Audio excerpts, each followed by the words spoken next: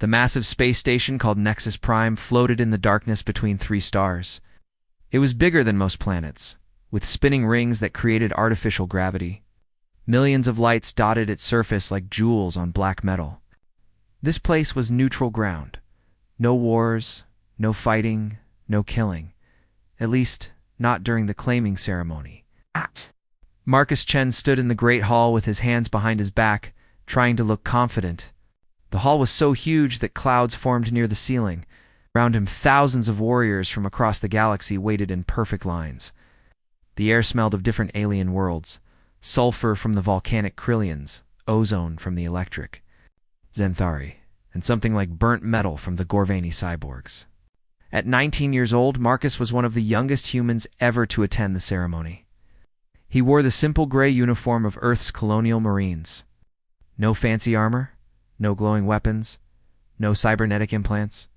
Just a young man with short black hair, dark eyes, and calloused hands from years of training. The alien warriors around him were impressive in ways that made Marcus feel small. To his left stood a Krillian berserker, 9 feet tall, covered in natural armor plates, with 4 arms that could crush steel. The creature's red eyes burned with constant rage. It had probably killed more enemies than Marcus had ever seen. Behind him, a Zenthari assassin moved like liquid lightning. Its blue skin sparked with electrical energy, and Marcus could barely see it when it shifted position. The Zenthari could move faster than human eyes could follow and kill with a single touch. A Gorvani warmech clanked past, its metal feet leaving dents in the floor. Half machine, half living creature, it carried enough firepower to destroy a small city. Green fluid dripped from tubes in its neck, and its mechanical eyes glowed with targeting data. "Look at the little human," rumbled the Krillian in its deep voice. "Why do these soft creatures even come here? They break so easily." The Zenthori's voice crackled like electricity. "Perhaps they taste good. I have never tried human meat." Marcus kept his face calm, but his heart raced. He had trained for this moment his entire life. Earth's military leaders had chosen him carefully, not because he was the strongest or fastest, but because he was smart and never gave up. Still, standing among these alien killing machines, he felt like a child with a toy sword. The ceremony began with the sound of massive horns. The crowd fell silent as the great doors opened. Each door was 50 feet tall and made of metal that could stop plasma cannons. They opened slowly, revealing the tunnel beyond. "The matriarchs come," whispered voices in a dozen different languages. First came the honor guards, elite warriors in ceremonial armor that gleamed like starlight. They marched in perfect formation, their weapons held ready. Behind them, the rulers of the galaxy's great houses entered the hall. Lady Cythera of the Void Merchants walked on 8 spider-like legs, her purple robes flowing around her alien form. Her house controlled trade routes across half the galaxy, and wars had been fought over her contracts. Lord Grimjo of the Krillian blood clans stomped forward, his massive form covered in the bones of his enemies. Scars covered his natural armor, and his forearms carried weapons that had tasted the blood of 1,000 worlds. The Zenthari Sisterhood's representative glided forward like a blue ghost, surrounded by crackling energy. Her name was unpronounceable. 2 human tongues. But her reputation for cruelty was legendary. More matriarchs followed, the Hive Mother of the Insectoid Swarms, the Crystal Lord of the Silicon Confederacy, the Plasma Baron of the Starforge Worlds. Each commanded fleets that could destroy solar systems. But the hall truly fell silent when the final matriarch appeared.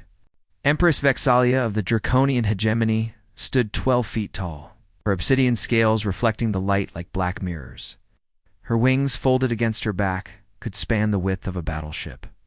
Golden eyes burned with ancient intelligence. And when she moved, it was with the deadly grace of a predator who had never known defeat. She had ruled for 3 centuries. Her fleets had conquered more worlds than any other house. When she spoke, entire star systems obeyed. Other matriarchs feared her, and even her allies watched her carefully. The ceremony master, a floating jellyfish-like creature, began the ritual. By ancient law and sacred tradition, The great houses shall choose their champions. Each warrior selected will fight in the Void Wars, claiming territory and honor for their house. Choose wisely for your champions. Success or failure will determine your fate. Lady Cythera moved first, her 8 legs carrying her swiftly to a massive Gorvani war mech. This one serves the Void Merchants, she declared, and the machine knelt before her. Lord Grimjaw selected Scare the Bone Crusher, a berserker so fierce that even other Krillians feared him. The ceremony master's notes called him undefeated in 700 battles. The Xanthari Sisterhood chose their finest assassin, a creature that moved so fast it seemed to teleport. The Hive Mother picked a warrior that was actually 1,000 insects working as one mind. One by one, the greatest warriors in the galaxy were claimed. Marcus watched legends disappear from the ranks around him. Soon, only the weaker fighters remained, the ones considered not worth the matriarch's time. Marcus felt his chest tighten. He had come so far, trained so hard, dreamed of this moment for years. But reality was harsh. Humans were new to the galactic stage, and most aliens saw them as weak curiosities. No human had ever been chosen by a great house. The ceremony was nearly over. Only Empress Vexalia remained, and she had not moved from her position. Her golden eyes scanned the remaining warriors with what seemed like boredom. Marcus prepared to leave with the other unchosen warriors. His dreams of glory had been foolish. Humans simply weren't ready for this level. The Empress began to walk. Her massive form moved through the hall with fluid grace. Warriors stepped aside, not daring to meet her gaze. She passed legendary fighters, proven killers, warriors whose names were feared across the galaxy. Then she stopped. Marcus looked up and found himself staring into golden eyes that seemed to see through to his soul. The Empress stood directly in front of him, so close he could feel the heat radiating from her scales. The great hall held its breath. Empress Vexalia raised her clawed hand and pointed one razor-sharp finger directly at Marcus Chen. "That one is mine," she said, her voice carrying clearly across the vast space. The hall erupted in chaos. Warriors shouted in disbelief. Other matriarchs protested loudly. The ceremony master's translator struggled to keep up with the dozen languages being spoken at once. "Impossible," roared Lord Grimjaw. "The human is weak. He will die in his first battle." "Perhaps the Empress jests," suggested Lady Cythera, her voice dripping with disbelief. But Vexalia's expression never changed. She stared at Marcus with those burning golden eyes, and slowly a smile spread across her reptilian features. It was not a kind smile. "I do not jest," she said simply. "This human is my champion." Marcus felt hands grab his arms, draconian guards in midnight black armor. As they dragged him away, he caught glimpses of alien warriors laughing and making bets on how quickly the soft human would die. But as the great hall disappeared behind him, Marcus saw something that made his blood run cold. Empress Vexalia was still watching him, and her smile had grown wider.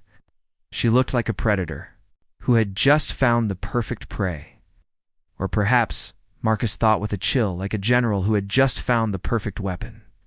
The draconian flagship Shadowbane was a monster of black metal and sharp edges. It stretched for miles through space, bristling with weapons that could crack planets. Inside its belly, Marcus Chen sat in a cell that was bigger than his entire apartment back on Earth. The walls were made of some dark material that seemed to absorb light. Strange symbols glowed faintly along the edges, probably draconian writing that he couldn't read. The air tasted of sulfur and ozone, and everything was too hot for human comfort. Marcus had been sitting there for 6 hours, thinking about what had happened. Why had the most powerful ruler in the galaxy chosen him? It made no sense. He was just a marine from Earth, a planet that most aliens had never heard of. The door opened with a hiss of pressurized air. 2 draconian guards entered, their scales gleaming like black armor. They were 8 feet tall, with wings folded against their backs and golden eyes that burned with inner fire. Sharp claws extended from their hands, and their teeth looked like they could bite through steel. "The Empress will see you now," one of them said in accented English. His voice sounded like gravel in a blender. They led Marcus through corridors that seemed designed to intimidate. The ceiling was too high, the walls too dark, and everywhere there were carvings of dragons devouring their enemies. Other aliens moved through the halls, soldiers, technicians, and creatures Marcus couldn't identify. All of them stopped to stare at the human. "Look," whispered a blue-skinned engineer to his companion. "That's the Empress's new champion, the human. But he's so small and weak. Why would she choose him? Perhaps she grows tired of winning," the first one laughed. "Or perhaps she enjoys watching things die." Marcus kept his face calm, but inside, his mind was racing. Everyone thought he was going to die quickly. Maybe they were right. Maybe the Empress had chosen him as some kind of joke. The guards stopped at a massive door covered in golden symbols. It opened silently, revealing a chamber that took Marcus's breath away. The room was enormous, with a ceiling that disappeared into darkness. Pillars of black stone supported balconies where shadowy figures watched from above. At the center of the room, a throne made of what looked like crystallized starlight sat on a raised platform. And on that throne sat Empress Vexolia. She was even more impressive up close. Her scales were perfect obsidian, each one reflecting light like a tiny mirror. Her wings, now spread wide, could have wrapped around a small spacecraft. Golden eyes studied Marcus with the intensity of a scientist examining a new species.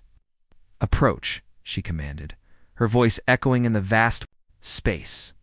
Marcus walked forward, trying not to show his fear. His footsteps sounded tiny in the huge chamber. When he reached the base of the throne, he stopped and looked up at her. "Do you know why I chose you, human?" she asked. "No, Your Majesty." Marcus replied honestly. The Empress smiled, showing teeth that could have bitten him in half. "Good. Honesty is rare in my court. Tell me, what do you know about war?" Marcus thought carefully before answering.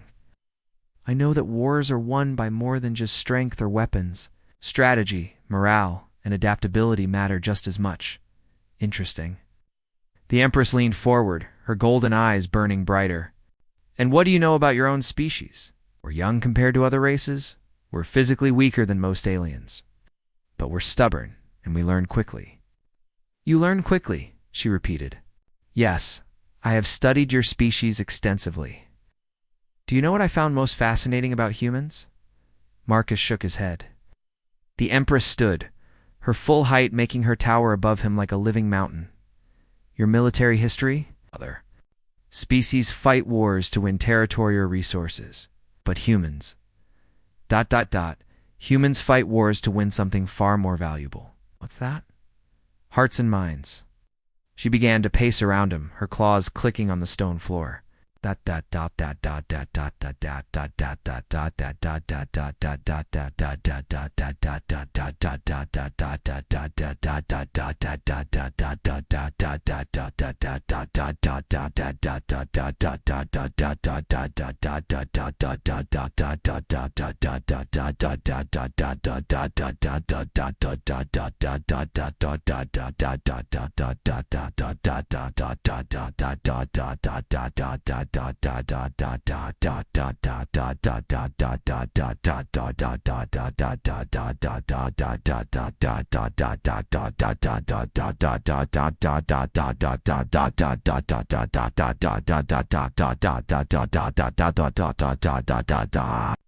Of your battles?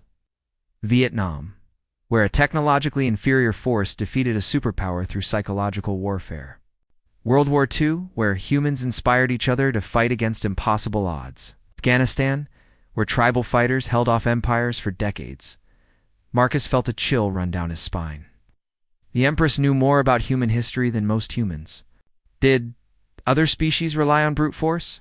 she continued. "The Krillians rage until they win or die. Zenthari strike fast and disappear. The Gorvani build bigger machines. But humans... ... humans weaponize psychology itself." She stopped in front of him, her massive form casting a shadow that engulfed him completely. "You make your enemies afraid to fight you, make your allies willing to die for you. You turn disadvantages into advantages and defeat into victory. That is why I chose you, Marcus Chen, not for your strength, but for your species' most dangerous weapon, the ability to change how others think. Before Marcus could respond, she gestured to the shadows. 3 figures stepped into the light, and Marcus's blood ran cold. The first was a Krillian warrior, but not like the berserkers he had seen at the ceremony. This one was lean and scarred, with intelligent eyes that studied Marcus carefully. The second was a Zenthari female, her blue skin crackling with barely contained electricity. The third was something Marcus had never seen before, a creature that seemed to be made of living shadow, with glowing red eyes floating in a vaguely humanoid shape. "These are my current champions," the Empress said. Thrak, the clever, deadliest of the Krillian tacticians. Zarathal, master assassin of the Zenthari. And Shade, last survivor of the Umbral Collective. "They will train you." "Train me for what?" Marcus asked. "To become the most feared warrior in the galaxy," she replied simply. "But first, you must survive the training." Thrak stepped forward, his forearms flexing. "Empress, with respect, this human looks like he would break if I breathed on him too hard." "Then teach him not to break," she said coldly. "The Void Wars begin in 3 months. By then, he must be ready to lead warriors into battle." Zarathel's voice crackled like electricity. "Lead." This soft creature couldn't lead a parade, much less a warband. "That is where you are wrong," the Empress said, her smile returning. "Humans have a unique gift for leadership. They inspire loyalty in ways that other species cannot. They make ordinary warriors fight like heroes." Shade's voice was like wind through a graveyard. "What if he dies during training? Humans are so fragile." "Then we will find another," the Empress said calmly. "But I do not think this one will die easily. There is something in his eyes, a fire that burns even when everything else is cold." Marcus felt that fire she mentioned. Despite his fear, despite being surrounded by creatures that could kill him without effort, he felt determined to prove himself. He looked up at the Empress and squared his shoulders. "I'm ready to begin, Your Majesty." The Empress's smile widened. "Excellent. Your first lesson begins now," she gestured, and the lights in the chamber dimmed. Suddenly, Marcus was surrounded by holographic displays showing star maps, battle formations, and tactical data that made his head spin. "The Void Wars are not random conflicts," she explained. "They are a complex game of strategy played across multiple star systems. Each house must claim and defend territory while attacking their enemies. The rules are simple. The house that controls the most valuable systems, when the wars end, wins everything." More displays appeared, showing the territories controlled by each great house. Marcus saw that the Draconian hegemony currently controlled the most space, but their holdings were scattered and difficult to defend. "This year's wars will be different," the Empress continued. "The other houses have formed secret alliances against me. They know that if I win again, my power will become absolute. They plan to crush my forces with overwhelming numbers." "How do we win?" Marcus asked. "We do what humans do best," she said, her golden eyes gleaming. "We change the rules of the game." The training began immediately. For the next several hours, Marcus learned about alien psychology, battle tactics, and the complex politics of the galaxy. His brain felt like it was going to explode from information overload. But even as he struggled to keep up, he began to understand why the Empress had chosen him. She wasn't looking for another strong warrior. She had plenty of those. She was looking for someone who could think differently, someone who could see possibilities that others missed. As the session ended, Marcus realized that he was no longer just a human marine. He was becoming something new, a bridge between species, a translator of different ways of thinking. The real question was, would he survive long enough to become the weapon the Empress needed? Outside the ship, enemy fleets were already gathering. The Void Wars were coming, and everyone in the galaxy was betting that the human would be the first to die. They were about to learn that betting against humanity was always a mistake. 3 weeks of training had nearly killed Marcus Chen 5 times. Thrak the Clever had taught him Krillian battle tactics by throwing him into combat simulations where failure meant broken bones. Zarathel had shown him Zenthari stealth techniques by hunting him through the ship's corridors with live electricity. Shade had trained his mind by forcing him to solve puzzles while shadow creatures attacked his thoughts. But Marcus had survived. More than that, he had learned. Now he stood on the bridge of the assault ship Dark Talon, watching mining station Kappa 7 grow larger on the view screen. The station looked like a metal spider clinging to a massive asteroid, its legs extending deep into the rock to extract precious minerals. "Target acquired," reported the ship's navigator, a lizard-like creature with multiple eyes. "Automated defenses are online. We're detecting weapon platforms, shield generators, and sensor arrays." Marcus studied the tactical display. The station. Defenses were impressive energy cannons that could punch through battleship armor, missile pods that could track targets across light years, and force fields that could stop almost any attack. According to the files, no one had ever successfully captured Kappa 7. "Standard assault would be suicide," muttered Korax, the Draconian ship captain. His scarred face showed doubt as he looked at the young human. "Perhaps we should request additional ships?" "No," Marcus said quietly. "We go in with what we have." Behind him, his mixed squad of alien warriors exchanged glances. There were 12 of them, 3 Krillians, 2 Xanthari, 4 Draconians, 2 Gorvani, and 1 umbral shadow creature. They had worked together for weeks, but Marcus could still feel their skepticism. "Human," rumbled Gorth, the largest Krillian. "Those defenses have held against fleets. How do we break them with one small ship?" Marcus smiled, remembering something from his training. "We don't break them. We surrender." The bridge fell silent. Everyone stared at him like he had lost his mind. "Surrender?" Zarathal's voice crackled with electricity. "That is not victory. That is death." "Not if we do it right," Marcus said. He turned to face his squad. "Listen carefully. The station's AI is programmed to capture valuable prisoners for interrogation. If we surrender properly, it will bring our ship inside the station's docking bay." "And then what?" asked Shade, his voice like wind through a graveyard. "We will be trapped inside their stronghold." "Exactly where we want to be," Marcus replied. "But first, we need to make some modifications to our ship." For the next 6 hours, Marcus's squad worked frantically. They removed sections of the ship's interior walls, creating hidden compartments barely large enough for a person to fit inside.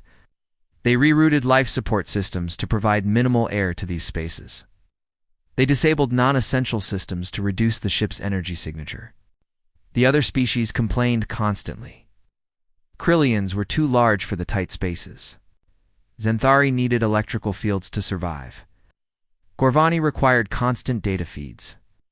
But Marcus pushed them to adapt, to find ways to make the impossible work. "This is madness," Gorth growled as he squeezed into a compartment designed for someone half his size. "We will suffocate in here." "Better than getting vaporized by defense cannons," Marcus replied. "Remember? Once we're inside, wait for my signal. Then we move fast and hit them where they don't expect it." The plan was insane. It would spend hours in cramped, airless spaces with barely enough oxygen to stay conscious. Any other species would have considered it torture. But humans had a long history of enduring impossible conditions to achieve victory. Marcus took his position in the smallest compartment, curled up like a fetus in a metal womb. The walls pressed against him from all sides, and each breath was a struggle. But he forced himself to stay calm, to conserve oxygen, to wait. "Attention, unidentified vessel," came the voice from the station's AI. "You are approaching restricted mining territory. State your business or be destroyed." Captain Korax, following Marcus's instructions, sent a distress signal. "This is the merchant vessel Lucky Strike. Our engines are failing. We're carrying valuable cargo and request emergency docking." "Scanning your ship," the AI replied. "Detecting minimal life signs and valuable materials. Prepare to be boarded." Marcus felt the ship shudder as tractor beams locked onto it. Through the hole, he could hear the mechanical sounds of the station's docking systems engaging. So far, the plan was working. The ship was pulled into the station's docking bay, a massive chamber filled with automated systems, robotic arms extended. To secure the vessel, while scanner beams swept over its hull. The AI was thorough, but predictable. It followed programming designed to handle normal threats. "Boarding commencing," announced the mechanical voice. "Crew will be processed for interrogation." Marcus heard the sounds of the station's security bots entering the ship. They would find Captain Corax and a skeleton crew in the forward compartments, all playing their roles as defeated merchants. The bots would scan for life signs, find exactly what they expected, and report back to the AI hours passed. Marcus's muscles screamed in protest, and his lungs burned from the thin air. Around him, he could hear the station's normal operations. The grinding of mining equipment, the hum of power systems, the mechanical voices of maintenance bots. Then, finally, came the signal he had been waiting for, 3 short pulses through the ship's communication system. Marcus forced his cramped body to move, pushing against the hidden panel that sealed his compartment. They had opened with a soft hiss, and he crawled out into the ship's cargo hold. Around him, his squad was emerging from their own hiding places, looking like they had been buried alive. "Phase 1 complete," Marcus whispered. "Now we find the control center." They moved through the ship's corridors like ghosts, using the stealth techniques Zarathal had taught them. The station's security systems were focused on external threats, not on enemies already inside the perimeter. Marcus led them through maintenance tunnels and service corridors, following the blueprints he had memorized. The station was huge, but it was also predictable, built by machines according to logical patterns that human minds could understand. There, Marcus pointed to a heavily armored door marked with warning symbols. "Central Processing Unit. Take it, and we control the entire station."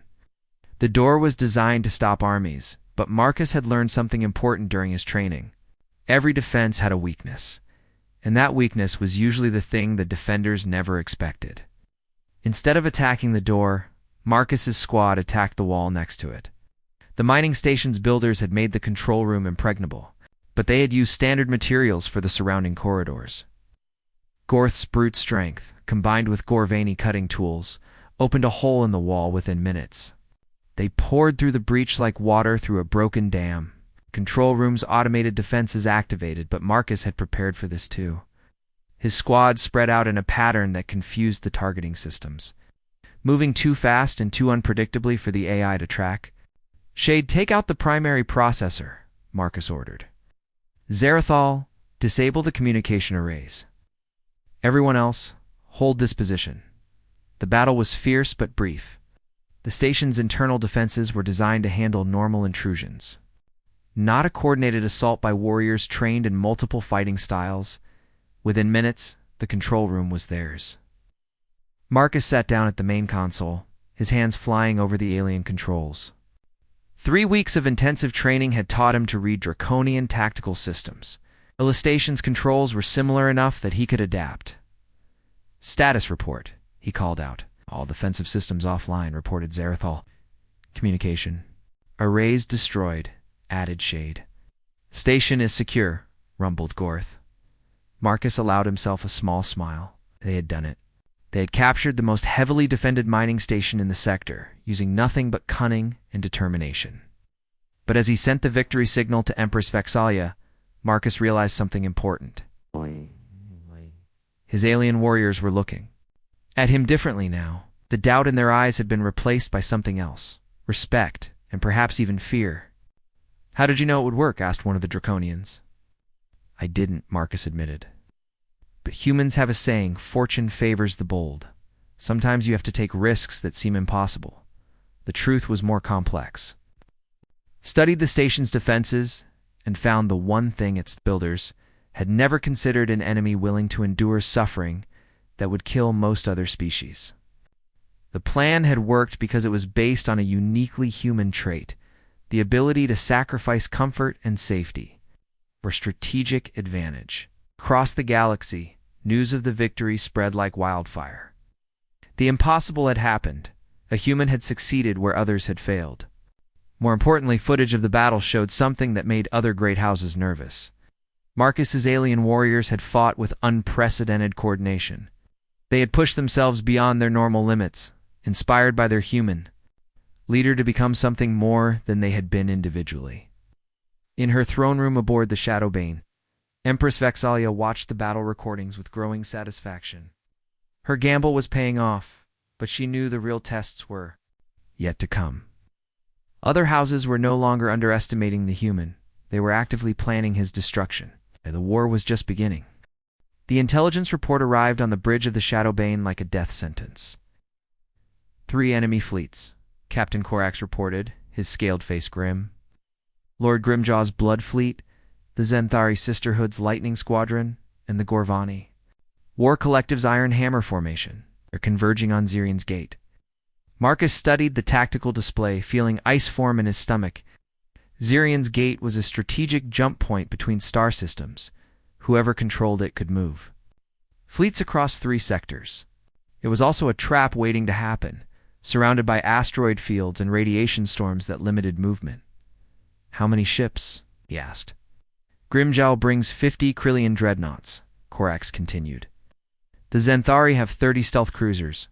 The Gorvani deployed 20 war mechs the size of small moons. Empress Vexalia's voice came through the communication system from her throne room. And we have 10 ships? Marcus said quietly, including this one. The bridge fell silent. Everyone knew the mathematics of space warfare.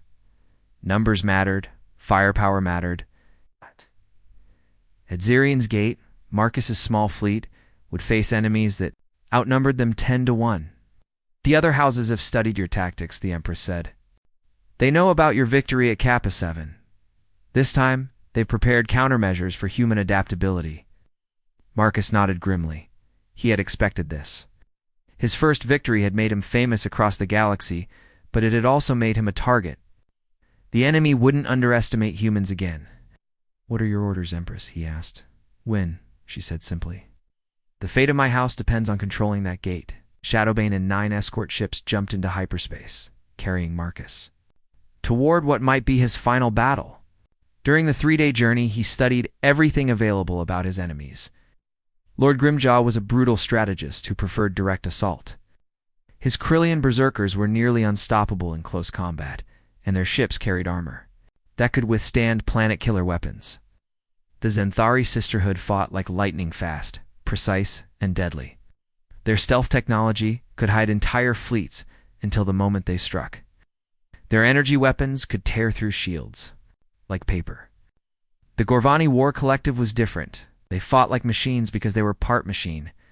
Their massive war mechs could think faster than biological brains and coordinate attacks with mathematical precision. They've covered all the angles, Thrak, the Clever observed as he reviewed the enemy data. Each force compensates for the other's weaknesses. Krillians provide brute strength. Zenthari provide speed and stealth. Gorvani provide tactical coordination. And they've studied our methods, added Zarathol. The reports show they've prepared specific counters to human tactics. Hidden compartments. Psychological warfare. Unconventional strategies. They're ready for all of it. Marcus stared at the star charts, feeling the weight of impossible odds pressing down on him. For the first time since joining the Empress, he wondered if he was about to fail. Not just fail, die, and take everyone who trusted him along for the ride. But then he remembered something from his training on Earth. His instructor, an old Marine named Sergeant Rodriguez, taught him about the battles of Thermopylae, the Alamo, Rorke's Drift. Humans had a long history of facing impossible odds. They're prepared for human tactics, Marcus said slowly. But they're thinking like aliens. What do you mean? Asked Shade. Trying to counter our strategies and our adaptability, Marcus explained. But there's one thing they can't prepare for, our willingness to become more dangerous when we're cornered. The fleet dropped out of hyperspace at the edge of the Zarian system. Immediately, their sensors lit up with enemy contacts. The 3 allied fleets had positioned themselves in a perfect trap, covering all possible escape routes. Incoming transmission, reported the communications officer. Lord Grimjaw's massive face appeared on the view screen, his forearms crossed over his armored chest. Human whelp, you have caused enough trouble. Surrender now, and I will make your death quick. The transmission switched to the Zenthari commander, her blue skin crackling with electricity. Your tricks worked once, soft creature. They will not work again. We have studied your species' weaknesses. Finally, the Gorvani collective spoke with 1,000 mechanical voices. Biological Unit Marcus Chen. Your tactical patterns have been analyzed. Victory probability, 0%. Marcus looked at his small fleet on the tactical display. 10 ships against 100. No reinforcements, no secret weapons, no brilliant plan that would save them. He opened a channel to all ships in his fleet. This is Marcus Chen, he began, his voice calm despite the fear gnawing at his heart. You all know the odds. You all know what the enemy expects. They think we'll run, or surrender, or try some clever trick. He paused, looking around the bridge at the faces of his crew. Draconians, Krillians, Zenthari, and others who had chosen to follow a human into battle. But they don't understand what humans know about war. Sometimes you don't fight to win.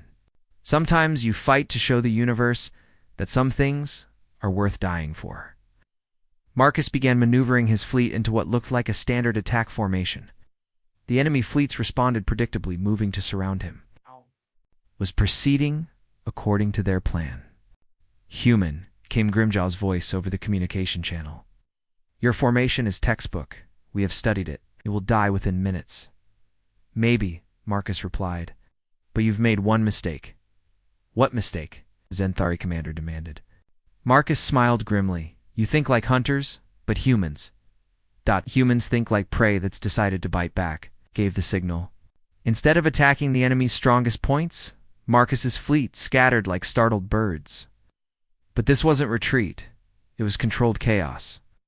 Each ship moved on a seemingly random course, using the asteroid fields and radiation storms as cover.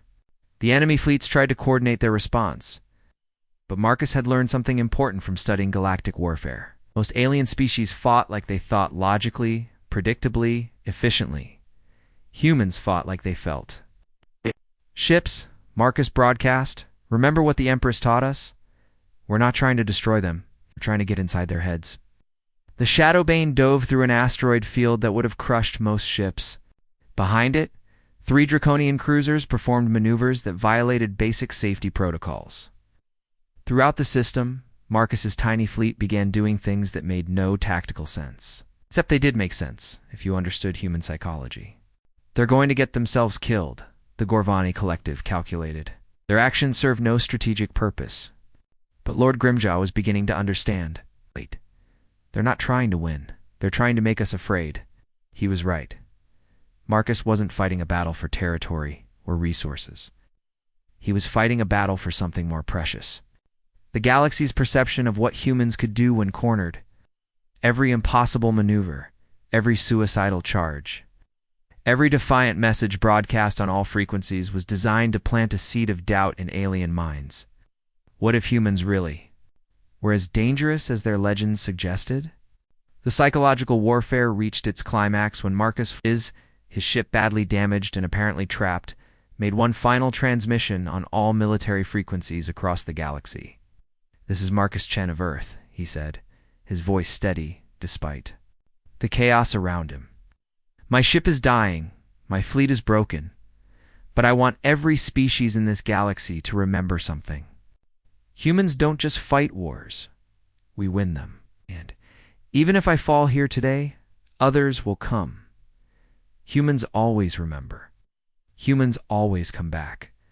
The words were broadcast across dozens of star systems, picked up by military intelligence networks, recorded in archives that would last for centuries. But the transmission was also something else, a signal, hidden throughout the asteroid field, in ships that had appeared to be destroyed. Marcus's defeated fleet suddenly came alive. The whole battle had been an elaborate deception designed to make the enemy think they had won while positioning human forces for a devastating counterattack. The enemy fleets, caught completely off guard by ships they thought were debris, found themselves under assault from every direction. Their perfect coordination crumbled as they realized they had been outhought by a species they considered primitive. Impossible, screamed the Zenthari commander, as her stealth ships were suddenly illuminated by weapons fire from dead human vessels. How? Demanded the Gorvani collective as their tactical computers struggled to process data that made no sense. Lord Grimjaw's roar of rage echoed across the battlefield as he realized he had been defeated not by superior firepower, but by superior psychology. Marcus's fleet, battered but victorious, regrouped at the center of Zirian's gate. They had done more than win a battle. They had won something far more valuable. They had made the galaxy afraid of what humans could become. As reports of the victory spread across known space, one message became clear to every species: underestimating humanity was no longer just a mistake. It was a death sentence. The victory at Zirian's gate had been celebrated across the Draconian hegemony for 3 days when the message arrived. Marcus stood in Empress Vexalia's throne room, watching her golden eyes burn with an emotion he had never seen before: fear. In her clawed hands, she held a communication device that seemed to be made of pure light, its surface shifting with colors that hurt to look at directly. "What is it?" Marcus asked. "A message from the architects," she said quietly. "Wish to speak with me?" Marcus had heard whispers about the architects during his time aboard the Shadowbane. Ancient beings who had supposedly guided galactic civilization for millions of years. Most aliens believed they were myths, stories told to explain why the galaxy developed the way it did. "I thought they were legends," Marcus said. The Empress's laugh was bitter. "So did I, until now." She activated the device, and the throne room filled with a presence that made Marcus's skin crawl.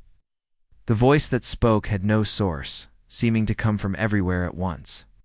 It sounded like the whisper of dying stars, old beyond measure and cold as the void between galaxies. "Greetings, Empress Vexalia. We have watched your recent experiments with interest." "Lord Architects," the Empress replied, her massive form somehow seeming smaller. "I am honored by your attention." You "Should be concerned by it," the voice replied. "Your human pet has become a problem." Marcus felt ice form in his veins. He was standing in the presence of beings older than human civilization, and they saw him as a threat. "The species you call human represents a fundamental disruption to galactic order," the voice continued. "Their psychological warfare capabilities and infectious adaptability pose an existential risk to the stability we have maintained for eons." A holographic display appeared in the air, showing star maps that spanned the entire galaxy. Red markers indicated locations where human influence was spreading, not through conquest, but through example. "Observe," the architect said. On Kepler, Station Gorvani workers have begun forming labor unions after studying human industrial history. On Vega Primes and Thari youth are questioning their caste system after learning about human concepts of equality. Across 17 sectors, species are developing what they call human-inspired military tactics. Marcus watched the display with growing amazement. He had won a few battles, but somehow word of humanity's methods was spreading across the galaxy like a virus. "Your victories have shown other species that change is possible," the voice explained. "This is unacceptable. Order must be maintained." The Empress straightened on her throne, her wings spreading wide. "What do you propose?" "Eliminate the human. Publicly show the galaxy that their inspiration leads only to death. Do this, and you will be rewarded beyond imagination. Refuse, and face the consequences." The communication device went dark, leaving the throne room in heavy silence. Marcus looked up at the Empress, trying to read her expression. For long moments she said nothing, her golden eyes staring into space. "Well," Marcus asked finally, "are you going to kill me?" The Empress smiled, and it was the most terrifying expression Marcus had ever seen. "Kill you? Dear human, I'm going to do something far more dangerous. I'm going to set you free." Before Marcus could ask what she meant, alarms began blaring throughout the ship. Captain Corax's voice echoed through the corridors. "All hands to battle stations. Multiple enemy fleets detected on approach vectors."